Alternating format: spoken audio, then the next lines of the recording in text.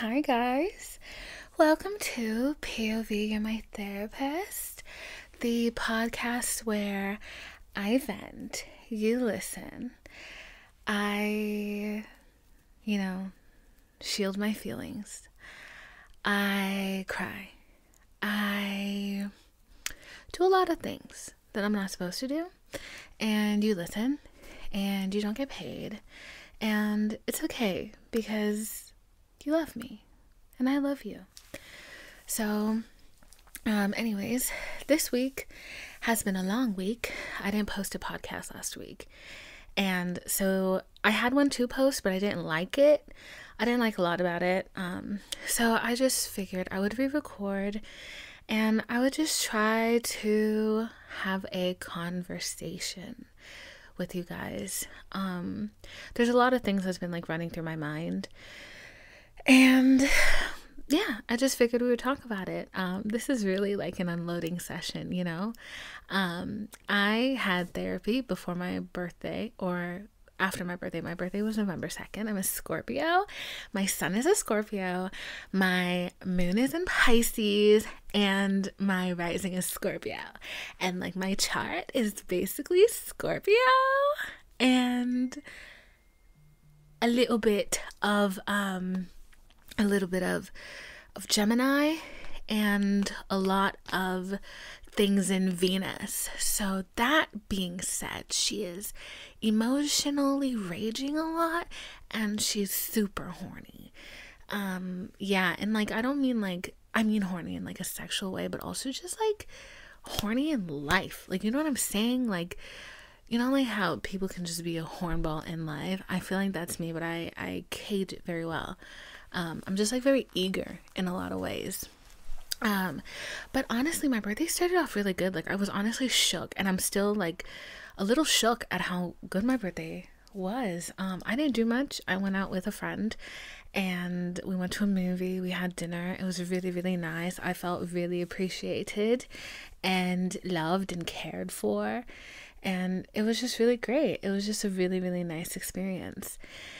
And then, you know, like spoke to family, all that, because, you know, that's always nice.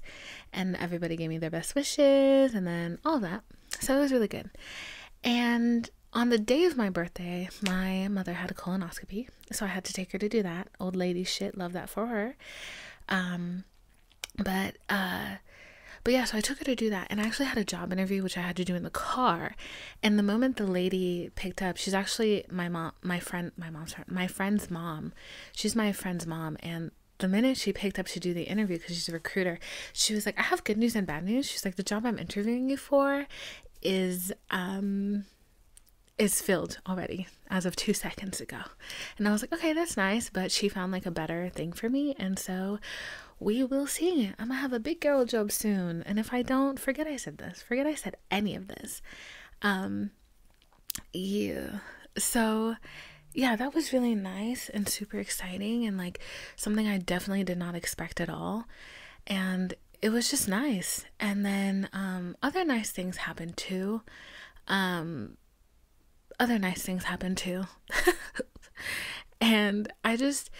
I felt like November started off holding my face and kissing me and calling me beautiful and precious and telling me how much she loved me. And I've just really appreciated that about her, because I haven't had a good time in a while. And you know, I try to think positively and be optimistic, but like I think sometimes you just have to admit that you're not having a good time. And I haven't had a good time in a while. And a time where I just felt like joy and like just peace and like life wasn't like out to get me, hadn't felt that at all. Like I feel like that a lot, a lot. Honestly, I feel like that a lot. But it just felt like the month began and it was just different. I came into the month, you know, like having really good conversations that I needed to have and certain reassurances that I really, really fucking needed. And it just kind of kept going, and like I really, really love that. I love that, like with a passion. I love that. Not somebody honking obnoxiously, friend. So yeah, November started off that way, and then, you know, I had therapy and it was a good sesh. and I was feeling really optimistic. I was feeling really happy. I was feeling really optimistic. And then, how do I say this? How do I break this news? How do I break this? If you know me, if you follow me on Twitter, if you are my friend, even if you are not my fucking friend, bro, you will know that I have been celibate for 4 years. Isn't that shocking? 4 years. And yeah, since 2018, buddy. And technically, with technicalities in place, I technically have been only celibate for 2 years. But I don't count that because I didn't have a choice in the matter. So it's 4 years. Okay. And so 4 years of fucking celibacy. And honestly, it started off by choice, and then it became not by choice, cause I was so sick and tired of like, I would like hook up with these guys, and like we would get along good, and like things would be fine, and like there was one guy who like he really liked me, and I didn't see him in that way. And then we started hooking up, and then I changed my mind. Please tell me literally the night when I'm about to confess my feelings, when I'm about to tell him my feelings and say, hey, you know, like, you're right. You've been right. We should take a shot at this. That's when he was like, oh, I've been talking to this girl and we're getting serious. And you know what? They were serious. They did it for like 2 years. And he married somebody recently. Good for them. And I actually mean that. I'm not being bitter. And after that, I was just like, I don't know how much, if I can actually like give myself any more to this stuff. So, did that. And then I was by choice celibate. And I was like, I'm not having sex until it's going to be the person I marry. And then the interruption in the 2 years happened. And I was like, no, it wasn't even like I'm gonna wait until marriage. It was just like, I can't do this anymore. I don't want to be around men anymore. And then I stopped dating overall. And then yeah, like men just really left a sour taste in my mouth. I was really like, hate men. I hate all men. I hate all men and they mamas because they made men. And I hate your daddy too, bitch. And I hate your dad, grandpa. Like, I hate y'all. I was really angry. Like, I was really angry for a long time, rightfully so. And then I tried to get into, I thought I was like ready, you know, to like not be celibate anymore. And then I tried, and then he wasn't ready to not be celibate. So it just wasn't lining up. It just fucking wasn't lining up, friend. So, like, for some fucking reason, I don't know why, I wasn't thinking. Well, I was very consciously making these decisions. Anyways, long story short, I broke my celibacy this week, and I don't really have a lot of feelings about it. It's just, oh well, I guess. Moving on, taking steps forward. Don't know what we're doing with that. No clue. Maybe ignoring that we did that, truthfully. To be fair, maybe just gonna pretend we didn't do it. Why? Because I said so. Because I said so. I think like there are some things, and that's how I know I've grown. Can I just say that though? Because before I would have like done that and like thought about it a lot and just been really, the word is not like torn or like conflicted, but I would have misplaced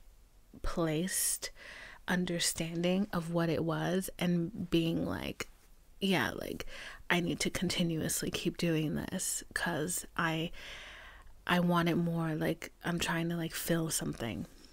But now like I kind of just feel like it was fun for what it was, and I don't really want to explore it any further. Like, obviously, like, there's the human side of me and, like, the part of me that's so touch-starved that really wants to explore it further. But, like, mentally, I just know that it's just more trouble than it's worth. So, we're probably gonna go back into our celibacy sack. Not gonna lie, really not gonna lie. And you know, sometimes like I hear all the time when men are like, "Oh, women really can go. Women are lying. They can't go that long without having sex." Yes, you can. And then I think when you don't have sex for so long, you kind of just you crave it in a way that is, well, I mean, if you've done the work and if you've experienced like some kind of healing journey, you're no longer like searching for validation in sex, which I think kind of shocked me. I don't know how me and my friend got into this conversation, but like he and I are both Scorpios, and like I love him so much. Like he's just my, like, that person that like I feel so connected to, not all the time, but like I feel so connected to them on like a level that like I feel like I just don't get with other people, because like there would be moments like in life where I just felt like we were lost in like a sea of people, and we were like searching for an anchor. And at the same time, and that's just a feeling that like we've both understood. I don't know why I'm tearing up. What the fuck? Anyways, but like that's a feeling like we both understood. And I felt like in that respect, like he's one of the few people who like just understand how I feel. But anyways, last time we got into this conversation, and I was telling him that the person that I broke my celibacy with, I had really, for a very long time, whether I wanted to admit it or not, wanted their validation, just because I can't even tell you why, but I really wanted their validation. And I think for sometimes with me especially, I date these people, not date, sorry, there's no dating there. I mess around with these people who are kind of like a father figure. When I say zaddy, I mean it. That's sick. But I mess around with these guys that I think like I see them as like a father figure to conquer. And yikes. Anyways, we're really going into the therapy part of this podcast name. And I think like that's what it was with him. I really sought his validation. And like I don't think like I made it obvious, but there would be things that like he'd say in a constructive way that I would like bruise me, man. Would really bruise me, and I would hang on to. But anyways, so I think that actually makes sense as to why they were the person that I broke my celibacy with, because I think in that respect I was still I thought I still had something I needed to prove. And the more that I think about it, the more I'm like I don't care anymore. It's so strange. Like I don't care what they think. I don't care how they feel about me. I enjoyed it and it was good and it was a nice feeling, but I think I just don't feel like I need that validation anymore. I think the thing about being celibate for so long is you can be celibate for a really long time, because before that thing happened, well, I mean, before I went into therapy and like I started my healing journey, I had been celibate for 3 years. And right before I started therapy, I was seeing somebody, and it didn't matter that I had not, had sex in 3 years. It didn't matter that I hadn't been intimate with somebody for 3 years. The moment that like I was even slightly intimate with somebody, my mind just like, it was like a snowball of emotions. Like I had no control over how I felt. And it was just like this thing that like I craved so much was really just like taking over, and like it took over. And I ruined it. I have a habit of ruining things. But I'm like, that's like, I was talking to my friend about this, and like it was a long conversation, but we were talking about how like we're both such intimate people, and what we crave is not like we don't crave like the pleasure of it. We don't crave that. Like what we crave is like the closeness of like feeling close to somebody. And like I obviously I don't therapize my friends really, but I know that for me, the reason why I feel like that is because, like growing up, I was I grew up around a lot of cold people, and it's no fault of their own because they grew up around cold people. But I essentially I didn't receive like the paternal love that I needed.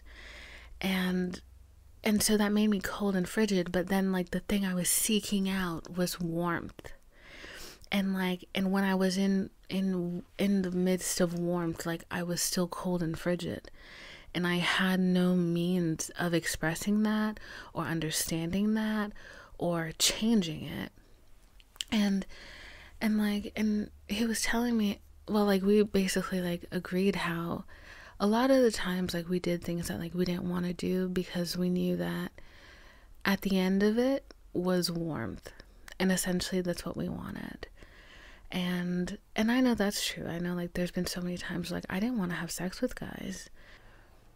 Yeah, I didn't want to have sex with these guys, but I knew that at the end of it was a satisfaction of feeling close to somebody. And I could use that, and I could like keep that until the next time. Obviously that didn't work because we're still here. So, obviously it didn't work. And now that like, I actually went into a healing journey, and like I learned all these things about myself, and I'm trying to like trust myself and all these things.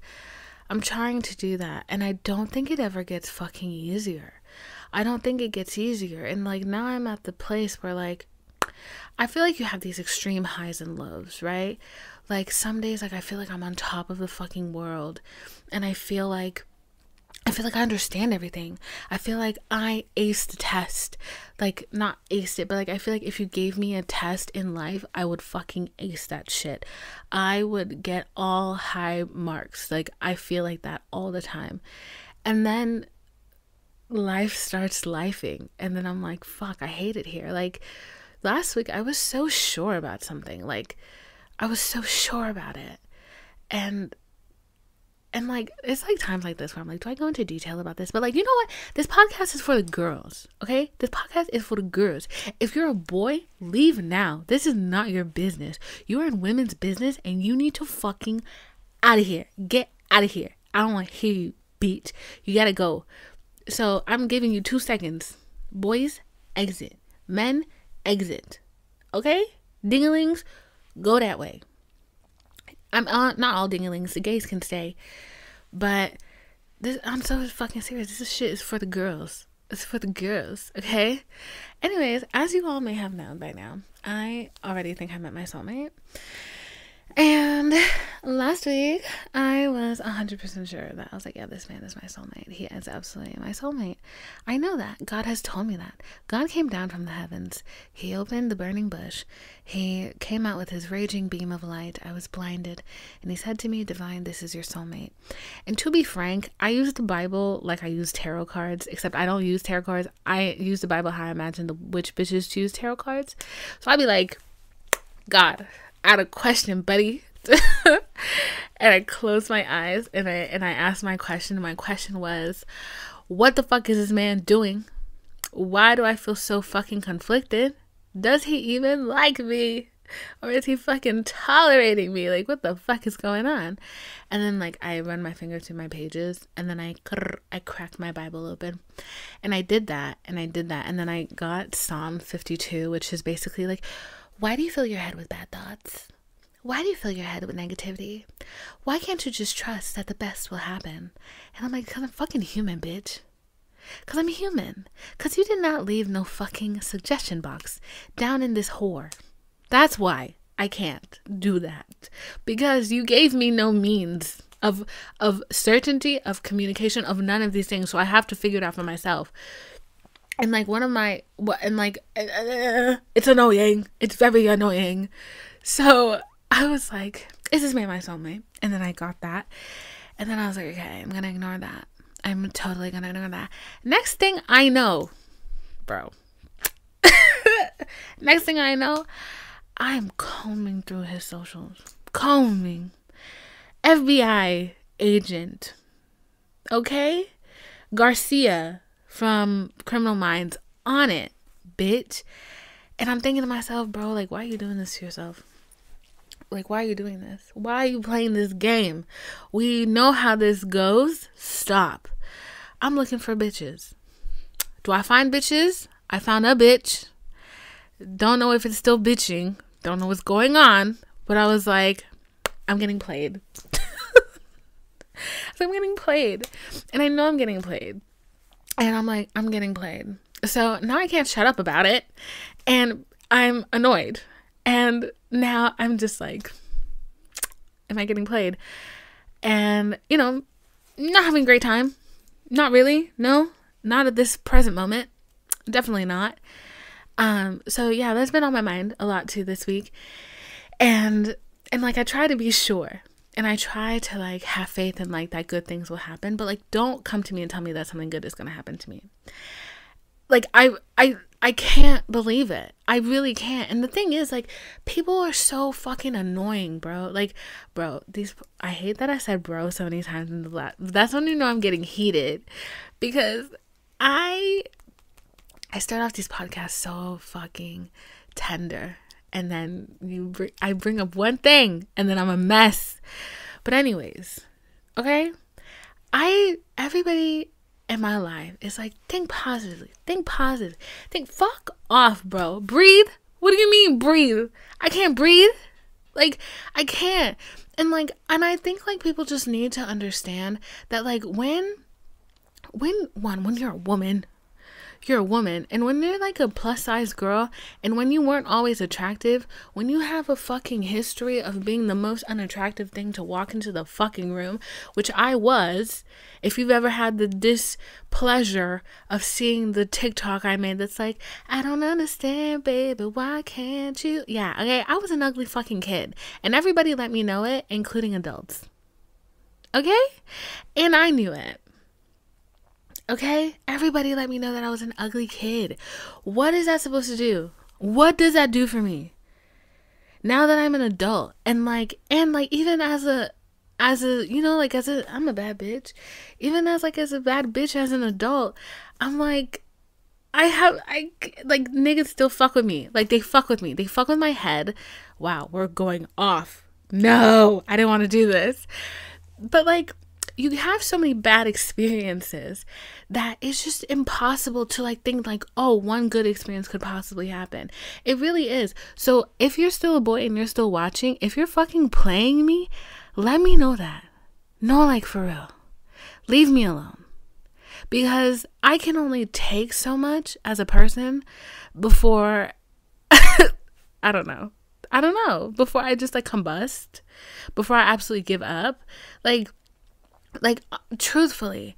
And like, people are always like, be positive, like, you're so beautiful. I can tell you that the thing that I hate the most is when people tell me how beautiful I am and how lucky anybody is to have me. And I'm like, then why don't nobody have me? Why that's my question. And like, sometimes I tell myself these things too, but like, it gets hard. And like I said, like, there's a lot of highs and lows. And right now, today, I'm definitely in a low. Tomorrow, I might wake up and I'm like, God loves me. He loves me. Like, truthfully. And like, I'll be like, I'm so thankful for the day. I am so loved. My soulmate is working on himself somewhere out there. Like, that may be me tomorrow, and it probably will be me tomorrow. But as of right now, I'm going to air my grievances, buddy. And my grievances are that I don't know what the red flags look like anymore. I don't know what the green flags look like, and I'm beginning to think that there are no green flags, because these niggas is taking their red flags and painting that shit green, making them shits look like Christmas decorations. Like, what the fuck? They give you a red flag, and then they give you a green one, and then they give you a red flag, and then they give you a green one. How am I supposed to know? Like, And then, like, I feel like it's a lot of pressure put on women, actually, because we're just expected to, like, be on our guard the whole fucking time. And if we get hurt, people flip it and they're like, that's your fault. You didn't see those red flags? You didn't see those red flags? Bro, I am a human. I am a human. It is not my job to monitor people's, like, thoughts, to monitor how, like, what the fuck men are doing. Because, like, the same guys who sit there and they tell you, I follow this fucking kid on TikTok and I got beef with him because everything he says, I'm just like, bro, like, I can't watch you anymore. Because, like, how the fuck are we supposed to function? When they're like, guys will say anything to get in your pants. They'll wait for as long as you want them to get in your pants. What? What?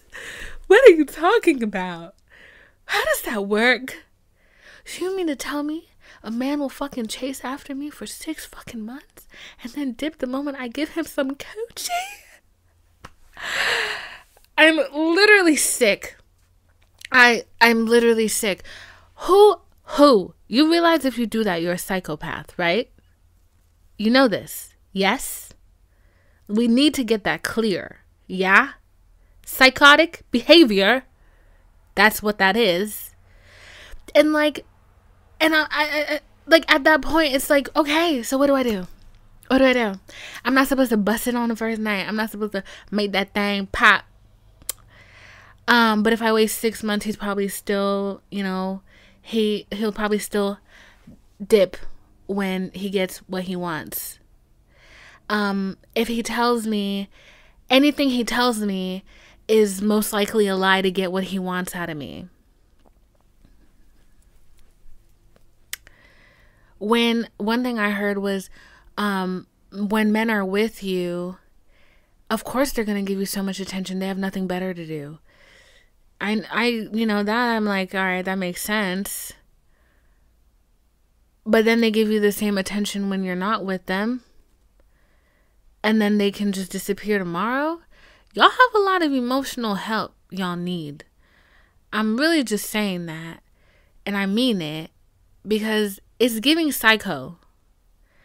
And like, I think the thing is, men don't realize that, a lot of men don't realize that you don't have to lie to get what you want. You can just say it. You can just be nice. And I don't mean like be nice, like take her out on a date. Because a lot of girls want to have sex. And they want to feel what you're feeling. And all you really have to do is just approach it in a nice way and be like, hey, I'm not looking for anything serious. But, you know, I think you're kind of cute. And I think, you know, we should get busy. And if she says no, she says no. You don't really need to fucking manipulate somebody into having sex with you. And I'm picking up that a lot of you guys are doing that. And you guys are going to great distances to do it. And that's what really fucking freaks me out. This week, I had people in my DMs, which never happens. My DMs have been dry for quite a while. But, you know, I'm looking good. I'm feeling cute. Looking delicious. Can I blame them? No. I realize that a lot of people feel like because they're sexually attracted to you, that you're, and like this is even women, they feel like they are okay. Like, no, I need to find the fucking phrasing for this so I can say it correctly, because I'm about to shit on all of you. Even women do this. They objectify you. They see you, they're attracted to you, the horny brain starts going. And they don't wait for the signal cue. They just come at you and they're like, oh, you look so pretty. Oh, I miss you so much. And they're like, oh, thank you. You think it's about to be a normal conversation. And then I had this happen to me twice this week with girls, with years. Okay? Come at you. And then they're like, one of them, I was like, bro, like, I'm just not fucking answering you anymore. She was like, oh, you look so happy. Like, you're doing so well, yada, yada, yada. And then I was like, oh, thank you. And then she was like, I've always wondered how you taste. What? Huh? You what? Now, there was no easing into that conversation. And it rubbed me the wrong way, because why would it not? But also, I couldn't explain why it was what was upsetting me so violently about it, besides the blatant disrespect. But a lot of people, I think, when they're attracted to you, when they're sexually attracted to you, they feel like they want you right now, like you're like a piece of food or something, and they actually think they have ownership of you. Like I'm supposed to react positively to that. Like, huh? Like, I'm supposed to hear that and be like, I'm so flattered. No, bitch. I'm trying not to scream into this mic because I keep peeking a lot. But like, I noticed that and I was like, wow, that's fucking gnarly. Thanks for letting me know, but I'm gonna have to block you now. I don't like that at all. I don't like that at all. And it's happened to me more than I like this week. And I'm just like, no, I don't know what to say. Like, and I used to think that it was only men who did this stuff. And I'm not gay, you guys. I'm not. Like, there are women that I think are so attractive and I would give an opportunity. But I'm not a lesbian. And I've noticed that a lot of lesbians also act like men. And they come at you and they expect immediate ownership of you to use you and toss you. And maybe it's not even a men problem. Maybe it's just a human problem. And maybe it's just an ownership problem. But yeah, I don't like that. And it always just like annoys me because I feel like you don't have to do, I don't know, you don't have to be such a dick to get some coochie. You don't. And oh my God, I'm just absolutely like beside myself in thought right now. But where were we even going with the initial conversation? Yeah, that started because I, for some reason, decided to tell you guys that I broke my celibacy. But I will be continuing to be celibate. And I may just pretend that that didn't happen. Even though I've now documented it on a podcast. But, you know, that's my business. And you're not in my business, are you?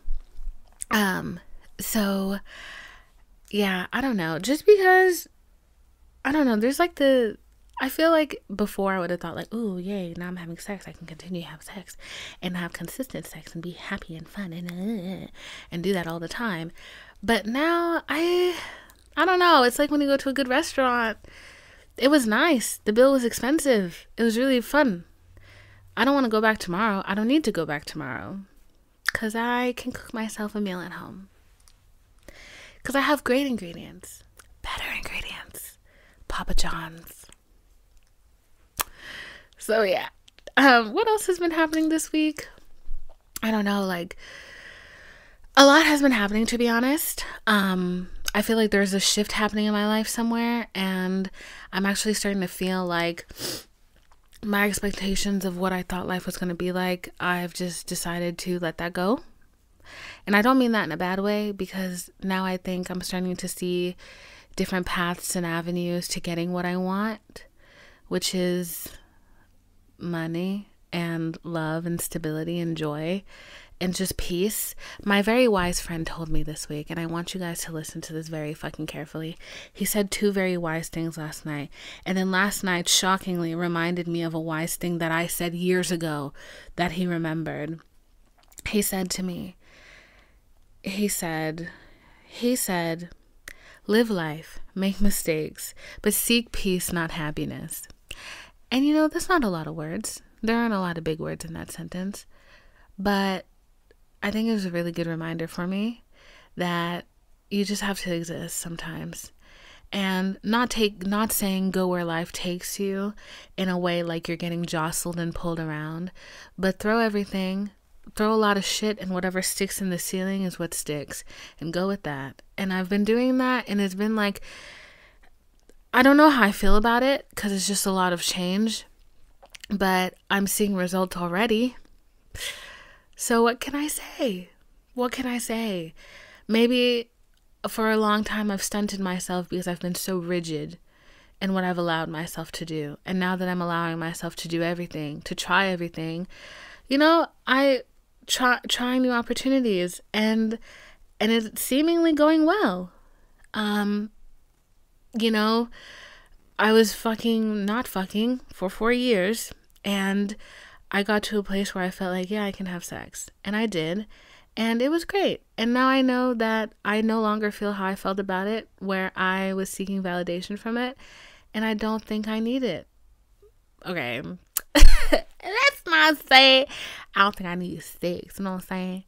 But but I don't think I need, I don't think, you know what I mean? Why am I having a hard time explaining this? I don't need it. I don't feel like I'm trying to prove something by having it. You know what I'm saying? Like, if it happens, it happens. If it doesn't, it's fine. And I'm good. And it's not something that defines me. That's what I'm looking for.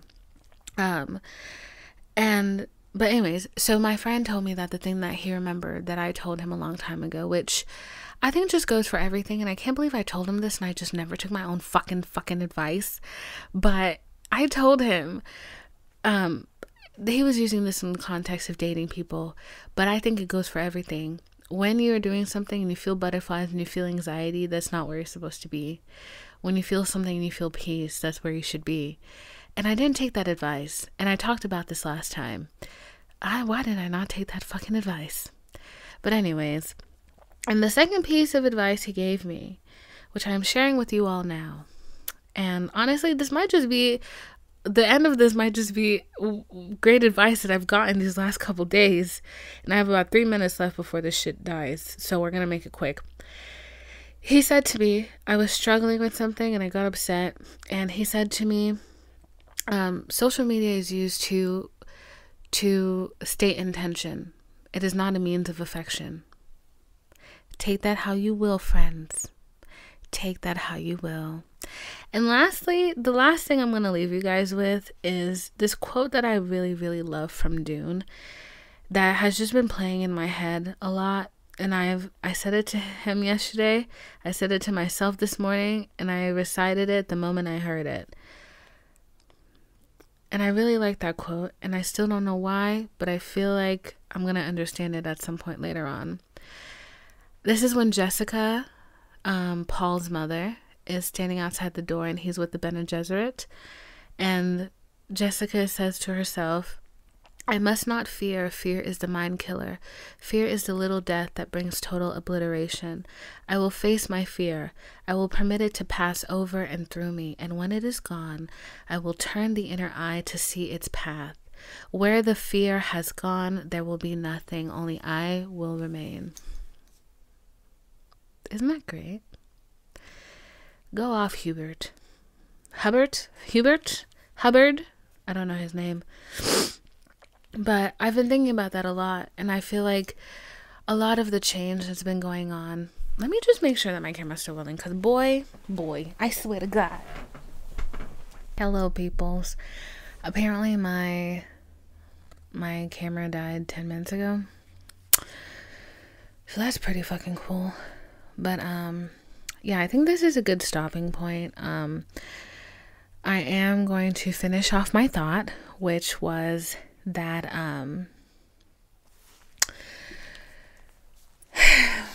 life changes a lot, and it changes faster than you expect it to. And ouch, my shoulders. And I think sometimes you just have to allow it. Girl, school bus.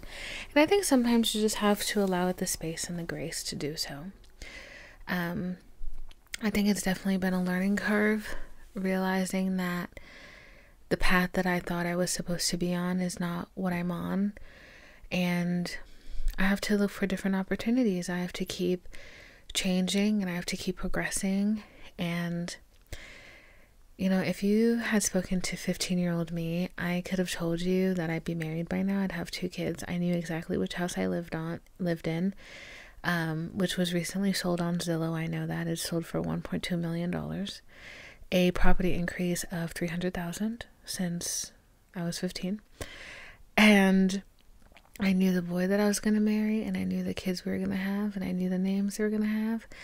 And I knew the career I was going to have, and I knew all of that. But obviously things don't look like that now, do they? I think accepting life for what it is, and accepting that sometimes the plans change and you have to change with it, because you never know. Maybe where I end up See what I was saying earlier about how I was raging and then tomorrow I would be okay? It's not even tomorrow. It is the end of this segment. It's been probably 20 minutes. And this is where I am. I think I just need to cool off for a sec. But who knows? Maybe in the future I will look back and I will think, wow, I'm glad I didn't get anything I wanted, because all of this is better. So on that note, that was just a quick life update for me. Hope you enjoyed my rant.